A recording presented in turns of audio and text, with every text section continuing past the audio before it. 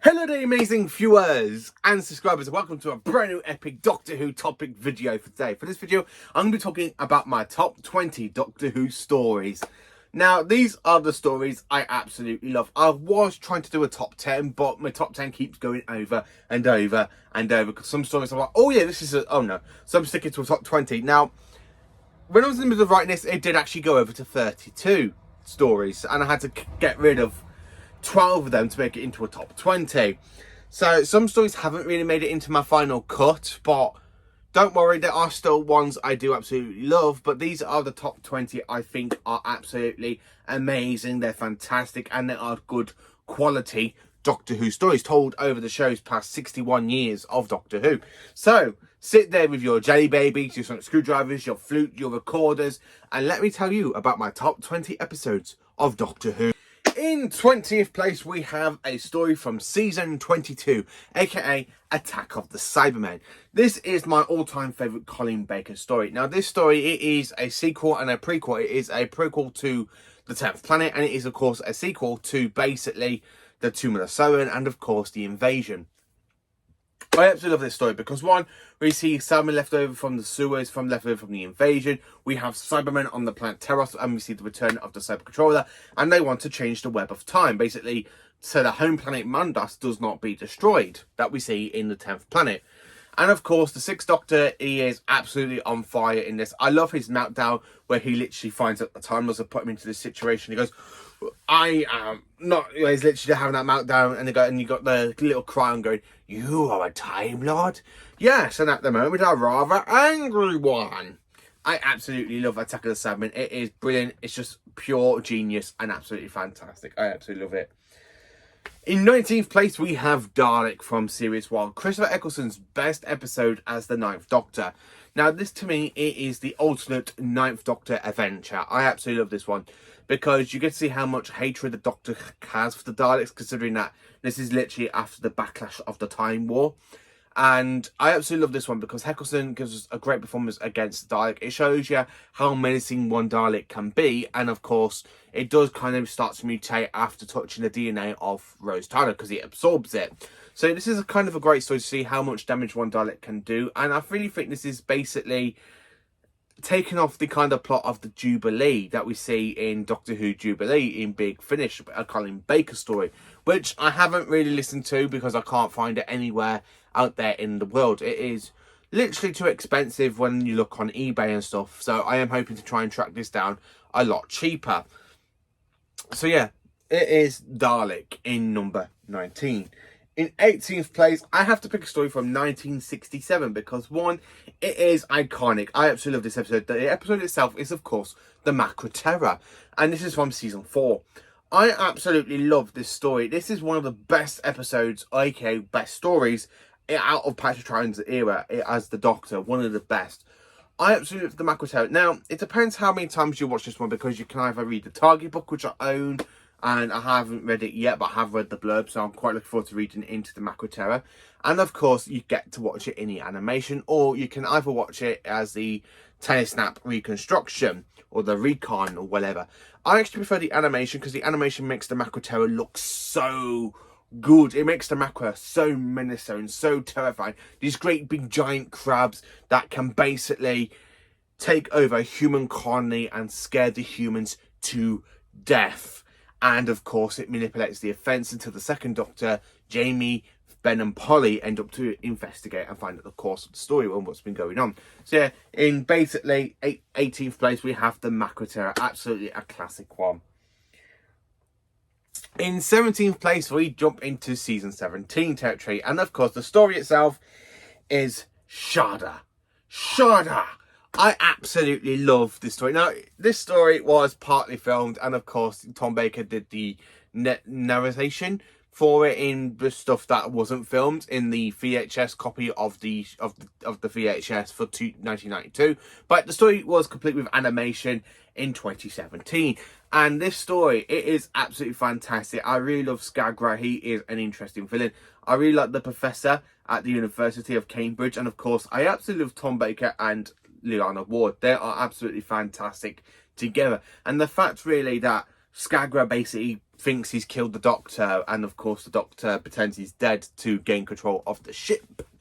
Absolutely fantastic stuff. I really love Shada. It is brilliant. It's amazing. If you haven't seen Shada, check it out, especially the brand new version that you can get in Doctor Who The Collection Season 17, because the 2017 version is, of course, it is a whole movie version of it, but for the Blu-ray box set of Season 17, you get to watch it in 6 individual parts, and the 6 parts are so much better than basically, as I can actually say, it's so much better than the movie version. I prefer the 6-part version then to the movie version, but I absolutely do enjoy it. It's absolutely cracking. I love it. In 16th place, so we are now into the 16th, and of course we are into another Season 17 story, aka The City of Death. And this is the best story from Season 17. Messing around with time constraints, you have the planet, the last of the Jaggerfest, aka Scaroth. We have got some great filming location work in Paris. We have the art gallery, aka the Loom, where we have the Mona Lisa. We have Skagra basically having more than one copy of the Mona Lisa to sell them on, so basically he can fund the technology so he can go back in time and prevent his younger self from splitting over into 7 individual parts over the course of history. But I absolutely love this story. It's absolutely cracking. It's amazing. Tom Baker has some great lines. I say, what a wonderful butler, so violent. I really love it. I really do love it. It's absolutely cracking. I do love City of Death. In 15th place now. In 15th, we have another iconic story from Season 4, okay? And this is a Patrick Troughton story. And of course, it is the very first ever Patrick Troughton story. It is The Power of the Daleks. So we land on the planet Vulcan. The Doctor has only just regenerated after defeating the Cybermen. And of course, this story is quite good because you've got the Daleks saying, "We are your servants. We are your servants." And then, of course, you've got this thing. "Oh, these Daleks are mine. They are not scientific machinery. They do as they're told. They are servants." And, of course, the Doctor goes, No. You need to listen to me. I know the Daleks. I have defeated them. No. Listen to me. I know the Daleks. I know what they are capable of. Yes, I do. Yes. I know what they're capable of. And, of course, with the Daleks moving out in the human colony, and basically Lesserton ends up being kind of killed, but the Daleks and the Doctor just use the static electricity against the Daleks, like he does in his first incarnation in the very first story of the Daleks. And this story is, of course, written by David Whittaker. Now, there are 2 great Dalek stories in Season 4, and to be honest with you, I really do enjoy Power of the Daleks more than to Evil of the Daleks, but Evil of the Daleks, it is still an iconic episode. I mean, but the Power of the Daleks is superb. Just superb. In 14th place, we have a episode from Series 3. Yes, we are now into Modern Who territory once again. And the episode itself is, of course, Human Nature and Family of Blood. Now, this is honestly my favourite 2-parter out of Series 3 in total. It's the best episode, well, it's kind of the best story out of Series 3 in my opinion. Although I do love Gridlock, I do love Blink, and of course I love the Master Trilogy. But this is, to me, shows you how much depth the Doctor can go because he's trying to be kind. Instead of basically trying to give the Family of Blood the excuse for him to basically go and kill them, he literally decides to hide away from the Family of Blood. The Doctor, who has fought against demons and gods, Daleks, Cybermen, he decides to turn himself human to hide away from the Family of Blood. So basically they can literally go and die off, and the Doctor can turn himself human because they only have 3 months left to live. So that's why they want the lives of a Time Lord. So the Doctor turns himself into human, and he goes and lives in 1930s, just a year before World War I. And of course, he ends up, the Doctor changed his name to John Smith because basically, you know, he's human, and the human counterpart does end up falling in love with a nursemaid. And basically everything goes wrong when the Family of Blood catch up with them. They're still bodies of humans. And then of course you got father of mine, mother of mine, daughter of mine, and the son of mine. And of course they all want the lives of a Time Lord. And basically at the whole point, we have an army of Scarecrow. This is honestly one of the best episodes of Doctor Who, and the fact this is basically a Target book brought into live action. Not Target book, sorry. It was actually a New Virgins book. That was it. It's a New Virgins book starring the 7th Doctor, where the 7th Doctor turns himself human to hide away from the Family of Blood. But it's actually quite nice to see this story actually get a proper treatment and brought in from the book into the live counterpart. Yes, it's not the 7th Doctor, it's more of the 6th Doctor, sorry, the 10th Doctor, but it's actually quite a good story and I absolutely love it. It's absolutely fantastic and it's a good David Tennant episode. It's actually one of my favourite David Tennant episodes in my retrospect opinion, because I just absolutely love this finale, like 2-parter. Absolutely brilliant. In 13th place, we jump into Series 12 with Spy 4. And of course, this is the only Jodie Whittaker episode you're going to see in a top 20 video. Now, this was really a hard one to put in because there's 2 Jodie Whittaker episodes I absolutely love, which is, of course, Spy 4 Parts 1 and 2, or The Power of the Doctor. I just couldn't make my mind up, so I've gone with Spy 4. I absolutely love Spy 4 from Series 12. Because the fact we don't know that the O is actually the Master until literally round about the last 5 minutes of episode 1. And then, of course, you go to episode 2. And you got the whole plot with the Master basically trying to kill the Doctor. And basically, he's full of anger that the Time Lords, you know, with the whole Timeless Child story out, blah, blah, blah, blah.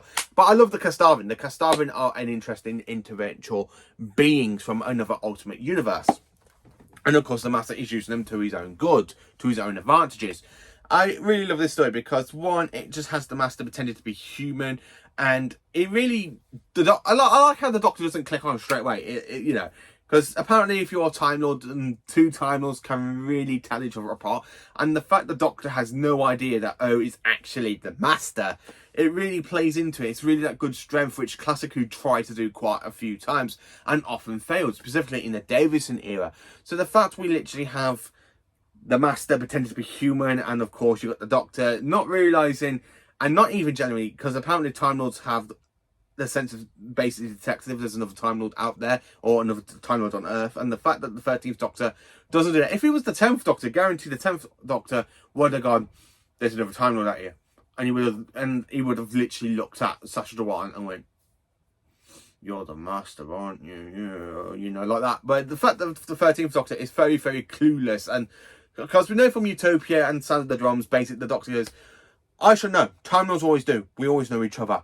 And of course, basically, the fact that the 13th Doctor has no idea it's the Master, I really find it so funny because it just makes how the 13th Doctor is so stupid. Even though it's something that should have been detected by another Time Lord, that she doesn't really detect. There's another Time Lord on Earth. She doesn't detect the Master.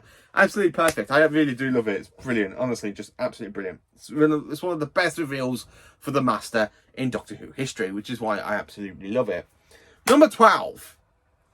So in 12th place, we have a Jon Pertwee story, aka The Three Doctors, the very first ever multi-Doctor story.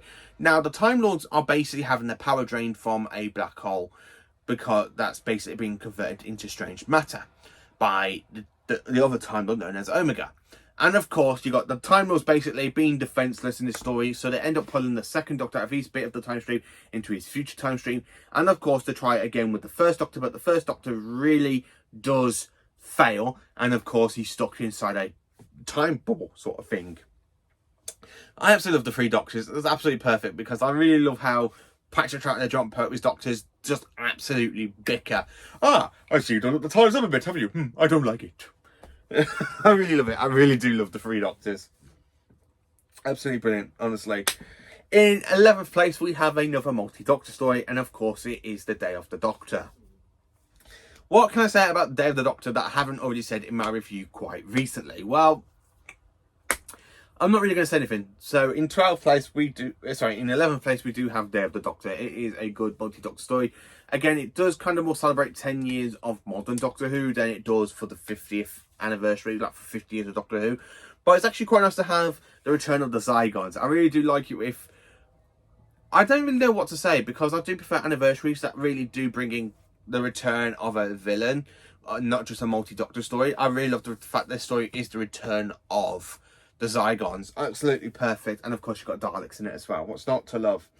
In 10th place, and we are now in the top 10, and of course, in 10th place, we are back into modern Doctor Who territory with World Enough and Time and The Doctor Falls. This is honestly my favourite Peter Capaldi episode ever for Doctor Who, and the fact it's more of a fantastic two-parter. What's not to love? A Mondasian spaceship orbiting a black hole that's kind of in reverse and trying to back away from the black hole, but it creates a sort of time dynamic. And of course, right at the bottom of the ship, time is moving faster than you got at the top of the ship.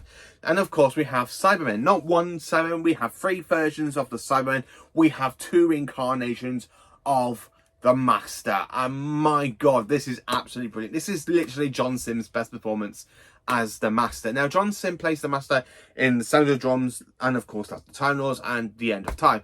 And this is honestly his best performance ever in Doctor Who, because I really love that reveal where he literally pretends to be Rizzle and he takes off the disguise and he goes, "Hello, Missy, I'm the Master and I am very worried about my future. Give us a kiss."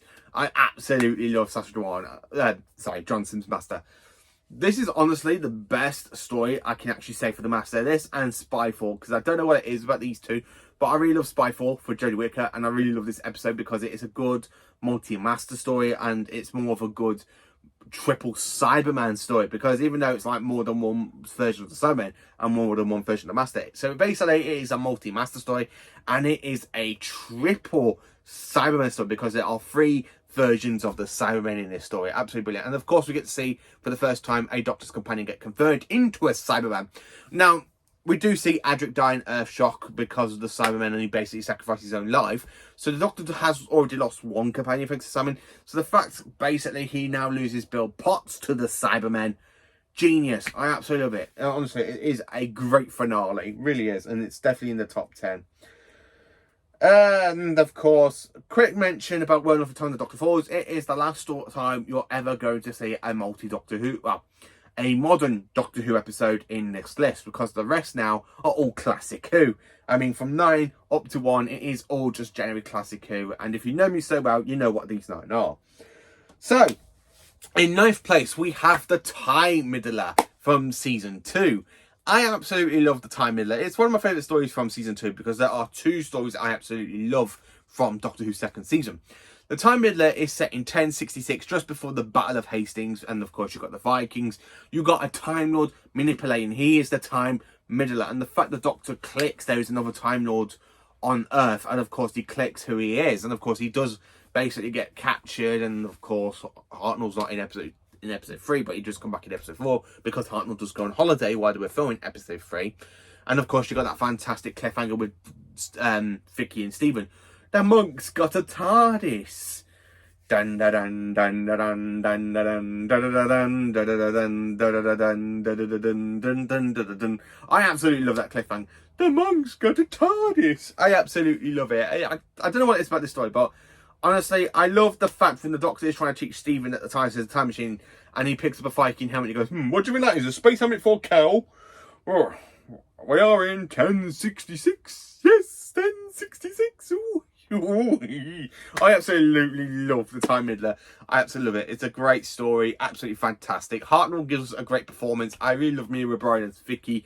I really love Peter Purvis as Stephen, and of course, I absolutely love the Time Middler. And the fact that Time Middler has been brought back into Big Finish, I really want the Time Middler to come back into modern Doctor Who. I would love to see the Time Middler back against the 15th Doctor and basically having the change the course of history, and the 15th Doctor has got to go and sort him out, and basically knowing the 15th Doctor probably give him a kick up the backside. But I would love to see the return of the Time Middler, and I just absolutely love this story. It's a great one. The Time Middler is absolutely fantastic villain, and I really do appreciate that Big Finish at this current time is the only company to ever bring back this character more than once, multiple times. And of course, they do bring him in once in future to celebrate 60 years of Doctor Who. I absolutely love it. I really do love the Time Middler. Absolutely perfect villain. In 8th place, we're now jumping into season 20 territory with the 5 Doctors. What can I generally say about this story? I absolutely flipping love it. So all the Doctors being pulled at a time, apart from the 4th Doctor and Reminder, because they are trapped inside a time sort of field loop inside the time vortex. So of course you got the 1st Doctor played by Richard Herndon, you got Patrick Troughton coming back, you got John Pertwee coming back with Peter Davison, we've got Dalek, we've got Cybermen, we've got the Master, we have the return of the Yeti, and of course Barutula, who is supposed to be a friend to the Doctor, and he's turned Finis because he's literally realising he's run out of regenerations and he wants to continue with his whole life plans, and the fact he wants to gain the power of immortality from Rassilon. And of course, really, that goes up for him. And of course, he does get his up comments. And of course, Raphael does offer the doctors, do you want to play the games of other? No. We just want to return to our own proper time zones. One of us is trapped. I know. He too shall be free. I absolutely love the 5 Doctors. I really love it. And I love the ending as well, where literally the first, second, and third Doctors all say goodbye. And literally Peter Davison just turns around and goes, I am definitely not the man I was. Thank goodness. I really love it. And I really love that ending as well, when he's there with Tegan and Tyler and they're like, so this will be goodbye then, really? Well, you're going back to Gallifrey to be present. I'm sure the Times will give us a working TARDIS to get us both home. Who says anything about Gallifrey? But I told the Chancellor she had full powers until I return. You're not going back. Sometimes Tegan, you take my breath away. You're not going back. And the other goes, but the Times will be furious. Yes, there will be. But you can't go in the run from your own people in a raggedy old TARDIS. Why not? After all, that's how it all started. So yeah, I absolutely love the 5 Doctors. I really do love it, honestly. In 7th place, we are now jumping into the Dalek Invasion Earth, which is my all-time favourite William Hartnell story. This was actually my first ever William Hartnell story. Now, for me to watch a William Hartnell story, my introduction to the first Doctor was, of course, Return to the 5 Doctors when I was growing up. And this came out back in 2003, and of course the 5 Doctors came out on DVD in 1999. And I was literally 3 years old when it came out on DVD, so I kind of spent from 3 years old up until 2003 watching the 5 Doctors for the first Doctor. I never really went back and revisit the Aztecs and stuff or other Hartnell stories because I was mainly more interested watching like Jon Pertwee, Tom Baker, Pete Davison, Colin Baker and Sylvester McCoy. But later on in life I kind of went back. And I kind of went back and watched the first Doctor in 2003, the second Doctor in 2002, because my first ever Patrick Troughton story I ever watched was, of course, The Seeds of Death. And this was actually my first ever William Hartnell story, and I absolutely love it. London in the far future, basically being terrorised by Daleks because they want to turn the Earth into a flying planet by basically destroying half the Earth's core. And it would have killed the humans, but the Daleks were being the masters anyway. Until the TARDIS team come across the Daleks and basically are defeated them. And of course we do say goodbye to Susan, the Doctor's granddaughter. I really love that goodbye. One day I shall come back. Yes, I shall come back. Until then, there must be no regrets, no tears, no anxieties. Just go forward with all your beliefs and prove to me that I am not mistaken in mine. I just really love this episode. Honestly, I don't know what it is about it, but it's perfect. I honestly just absolutely love the Dalek Invasion of Earth. Honestly, it is the best Dalek story from the 60s. It's my favourite Hartnell story. What's not to love about it? If this story ever gets colorised, I'd probably love it even more. I don't care if it's black and white. I don't care if it's colorised. I do own the Target book as well, which I still need to read. This is honestly my favourite Hartnell story. Honestly.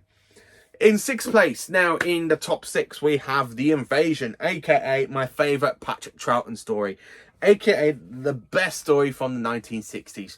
I absolutely love this story. Now, following that, basically the TARDIS is all repaired and built back up after the events of the Time Middler.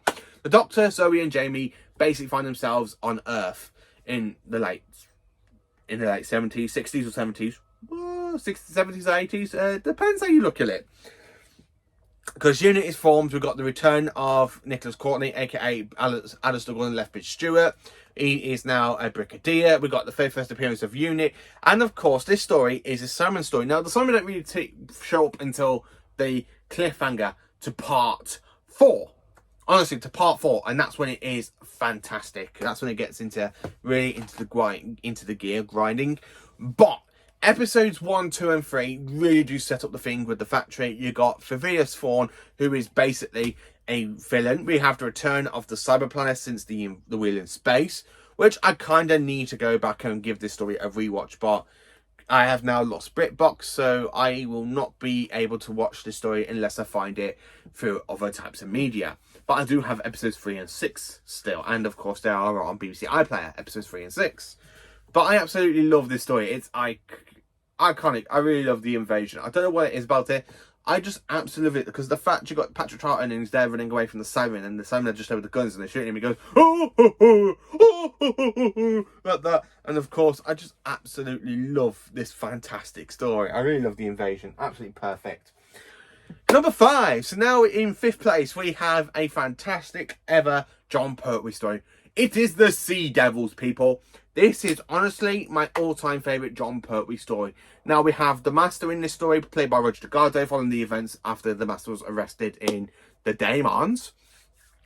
And of course, it is the very first story to ever introduce to the fantastic creatures known as the Sea Devils. Honestly, these Sea Devils are one of my favourite 70s monsters, and the fact they have returned 2 years ago in The Legend of the Sea Devils, it is more than just for me to know. I'm really hoping that that spin-off series does happen, because I really do love the Sea Devils, as they are iconic, they are amazing, they're just pure genius. I love them. This is how I put it. Unless you Sea Devils and humans make peace, the humans will destroy you. I honestly just absolutely genuinely love this. Roger Delgado gives us a great performance as the Master, and the fact he hypnotizes one of the rescue guards for the Navy and puts a face mask pretending to be the Master, and he takes the mask off, and the Master's just there waving to the Doctor in that jet boat, and of course it just ends there.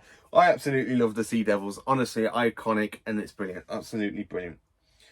In fourth place, we now jump into 1980s once again with a fantastic episode known as Remembrance of the Daleks. I absolutely love Remembrance of the Daleks. It is my favourite Dalek story from the 1980s. It is my second ever favourite Sylvester McCoy story, aka 7th Doctor story. And what can I say about it? Earth 1963, you got the two groups of Dalek fractions following the Doctor because they want the Time Lord weapon known as the Hand of Omega, which can easily help them have the ability to travel through time and space as easily as the Time Lords. So of course the Doctor wants one group of fractions to have the Hand of Omega because he knew this was all going to come out and basically go back and bite him on the arse. But basically, what can I say about it? It's generally just honestly absolutely fantastic, because I really love the fact we've got the Renegade Daleks, we've got the Imperial Daleks. I love the fact we got the Renegade Daleks being led by Dalek Supreme. You've got the Imperial Daleks led by Emperor Davros. Doctor, you have changed again, but your appearance has been constant as your interference. You have consulted me for the last time. Davros, I should have known. I see you tried to discuss the last year of the human form, and still no improvement. Save your insults for the weak-minded Doctor. Will you return the Hand of Omega or not? Are you threatening me? Because if so, it is most unwise. Every time our paths are crossed, I have defeated you. I just absolutely love Remembrance of the Daleks. I really love the banter in part 4 between the Doctor and Davros, where the Doctor basically manipulates Davros into using the Hand of Omega and thinking that Davros is going to go, it's going my way. And then, of course, it goes the Doctor's way because he turns Scarab's Sun into a supernova. And basically, you have tricked me. No, Davros, you tricked yourself. Do you really think I'll let you have control of the Hand of Omega? Do not do this, I beg of you. Nothing can stop me now. Ha! Pity on me. I have got pity for you. See? Bye, Davros, if it hasn't been pleasant. I just absolutely love this story. It's brilliant. It's amazing. I really love Remembrance of the Daleks, as you can tell. In third place, we have an ultimate favourite story of mine for Sylvester McCoy. It is The Curse of Fenric. I absolutely love this story. I don't know what it is about this story. I just absolutely love it. My all-time favourite story used to be Remembrance of the Daleks from McCoy, and this used to be my second favourite, but over the last 10 years, since 2014, this story has literally moved up and up and up and up into my all-time favourite McCoy story. I absolutely love this story. I don't know what it is. I love the Hever Falls. I really love the setting in World War II.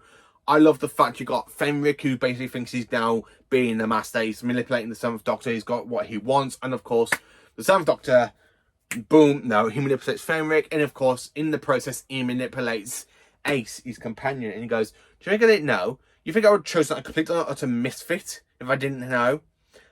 I knew your handiwork in it from the very beginning. She's nothing more than a cripple. I wouldn't waste my time on her unless I had to use her somehow. I really love the way how the 7th Doctor just manipulates Ace.